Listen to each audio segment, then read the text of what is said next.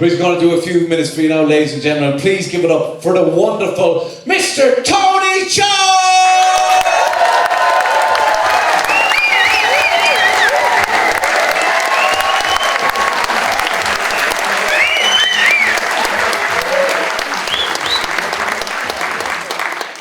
Hello. This is the first English word I speak today. Because I was in Calamara.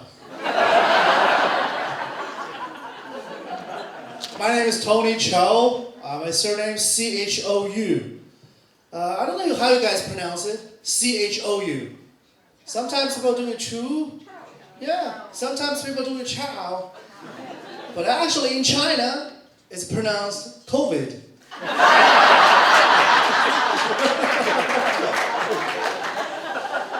I'm gonna be quick, ladies and gentlemen, because Des only gave me 7 minutes.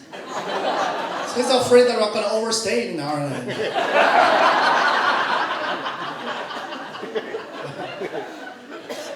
I mean, English is my second language. I was born and raised in China. English is not daily used in China. I have to learn English. English is a hard language, and you don't really find logics in that, right? Because you got the word twosome. 2 people having sex? You got the word threesome. 3 people having sex? And then you got the word handsome.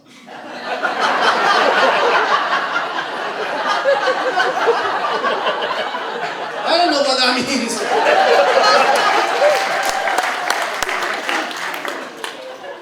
Yeah, but man, you look handsome. Are you right handsome or left handsome? You're handsome. I do stand-up comedy in China. I started my comedy in China, which is difficult. I do even English-speaking comedy in China. Can you imagine that? Sometimes I do crowd work, and English is a hard part for the audience. They love the concept of stand-up comedy in English, but they came here in the name of language learning. Yeah. I was doing crowd work with one Chinese lady in the crowd. I was asking her, "What do you do?" And the Chinese lady, she looked at me for a sec, and she said, "I'm watching you."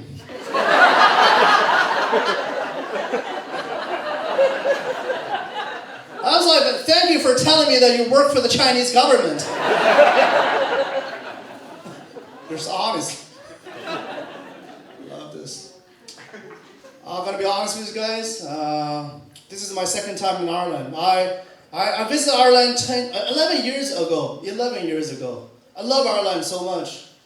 And the moment I arrived at Dublin airport, I had the same feeling. It smells so familiar. I took my first breath, and then I got drunk. Back then, I didn't understand the culture there. But there was one time I walked into a bar, I saw a notice on the wall. And it reads, "If you drink to forget, please pay in advance." So different. Like in China, you walk into the you walk into the bar, and sometimes the toilet it reads, "Piss only, no shit." Don't get it either.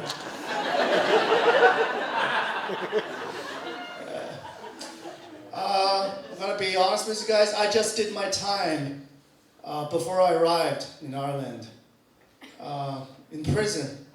But in China it's not called prison, it's called cell. Yeah?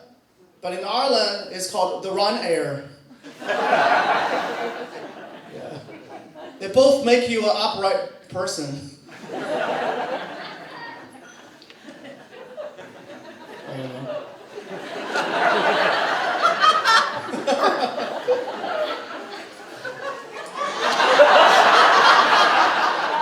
2 minutes left.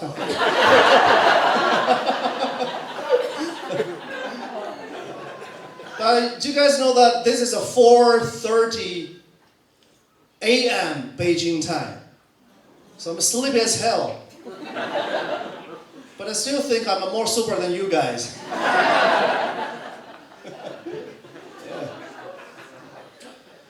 Doing stand-up comedy in China is tough. censorship's no joke. I have to send every word of my script to the government for their approval before I can do shows like this. This is no joke. Every word of my script has to be approved before I do my shows. Can you even imagine the guy reading my jokes in the office? The guy would be like, this joke is very funny.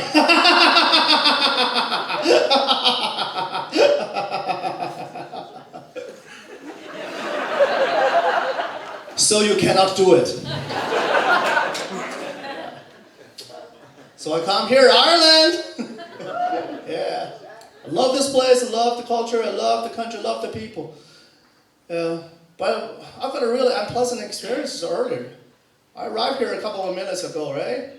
From another town. And just right by the town hall, there's someone who came across me on the street. And he yelled at me and he said, "Fuck off!" This is a real story. Fuck off! Fuck off! He kept speaking to me. Fuck off! I said, hey. I'm not the guy who failed in fixing your phone, huh?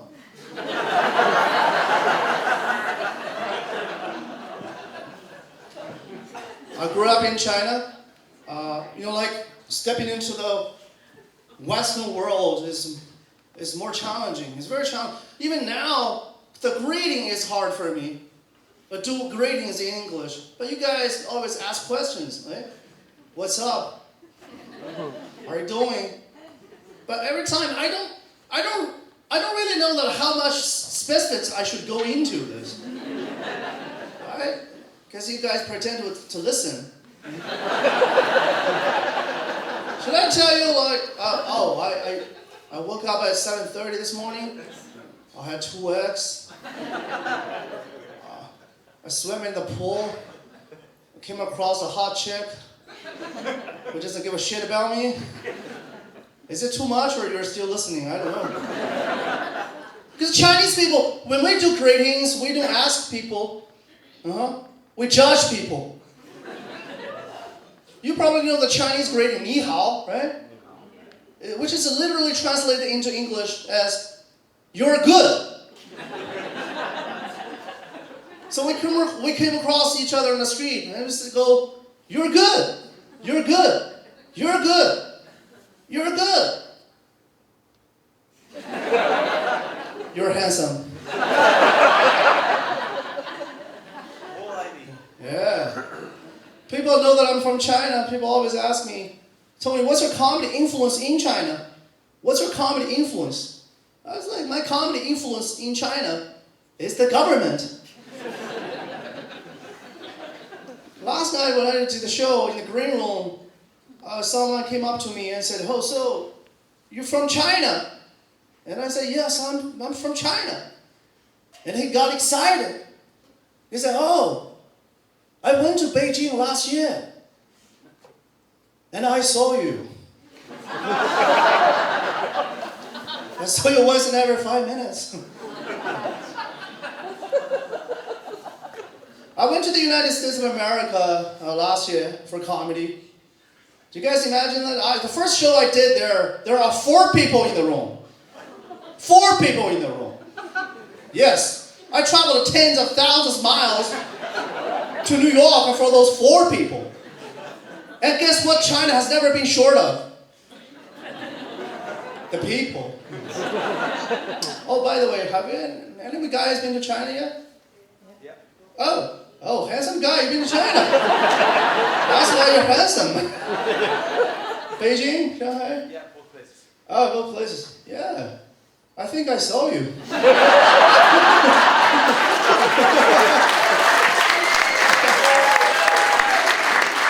Yeah, a little bit about Beijing. Beijing is the most international city in Beijing. There are 4 foreigners in Beijing. There used to be 5. And one of them returned to Ireland.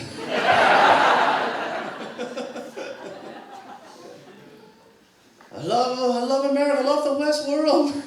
After 2 weeks in New York City, I recited my alphabet. Like A, B, C, D, E, F, G, HIJK LGBT. Yeah, I feel like people are very, they have a very distinctive recognition of gender issues. But don't get me wrong. Yeah, when I say jokes, sometimes people come up to me and say, hey, Tony, this is not China. We don't judge people.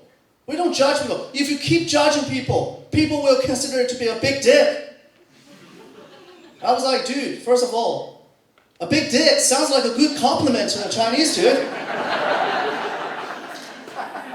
Second of all, I'm not being judgmental. I'm just telling you that LGBT is not widely accepted in China. It's cool here, right? LGBT, also cool. Even in walking to the Levi's jeans store, and there was one section that says straight.